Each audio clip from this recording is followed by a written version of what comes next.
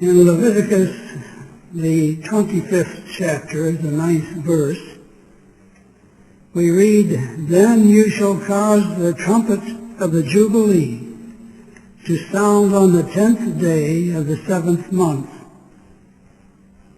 On the Day of Atonement you shall make the trumpet to sound throughout all your land." And I'm sure that most of us are familiar with the typical Jubilee and the typical Jubilee, the prophetic Jubilee. It is part of the old story. And we associate it with the theme of this convention, "And the seventh angel sounded," of Revelation 11:15. You may also have heard, it was 4 years ago, the year 2000, was a Jubilee year by the representatives of the Roman Catholic Church. And I personally wondered where and how they were using this term. I looked up in the McClintock and Strong Encyclopedia, and it gives a complete history. If you're interested, under the heading Jubilee or Jubilee year. And after about 3.5 pages of dissertation on the Jubilee as applied to the Hebrews, they acknowledged that the Roman Catholic Church borrowed the name from that of the Jewish Jubilee. And we would expect that from a counterfeit system.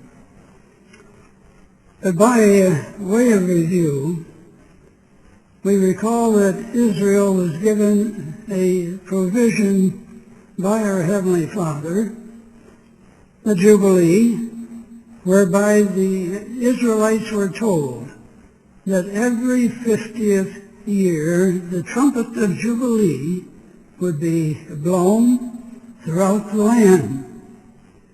And this is recorded in Leviticus, the 25th chapter, the 10th verse. Leviticus 25:10, that reads, "And you shall consecrate, or hallow, the 50th year, and proclaim liberty throughout all the land to all its inhabitants. It shall be a jubilee for you, and each of you shall return to his possession, and each of you shall return to his family." If a man had sold his property to settle a debt or for whatever reason, his land would be returned to him. If a man was sold into slavery, he would gain his freedom from the slave owner. And this was to happen every 50th year, and it would take the whole year to completely satisfy the requirements of the Jubilee year.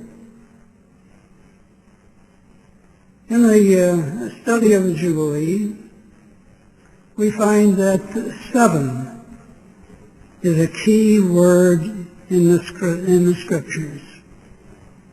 We have 7 creative days, 7 days in a week. The Jews' Sabbath is the 7th day, which is set aside as a day of rest. There was a cycle of 7 days times 7 days equal 49 days, and the 50th day was the day of Pentecost for the Jew, and a day of rejoicing and thanksgiving. Then there was the cycle of 7 years times 7 years equal 49 years, and the 50th year was the year of Jubilee. I'd like to quote from Volume 2 of Studies in the Scriptures. It's on page 180. And the same system carried out would indicate that to reach the great antitype which we seek, we should in like manner square the Jubilee. And by squaring we mean multiply the 50th year by 50. And that is to say, the antitypical cycle, by the method of multiplying here taught us, should be reckoned by multiplying the typical Jubilee or 50th Sabbath year by 50, just as in reaching it we multiplied the 7th year Sabbath by 7.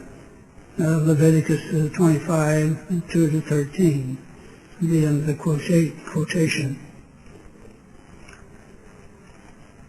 Our Bible chronology, as applying to the Jubilee, begins with Israel entering Canaan in the year 1575 BC.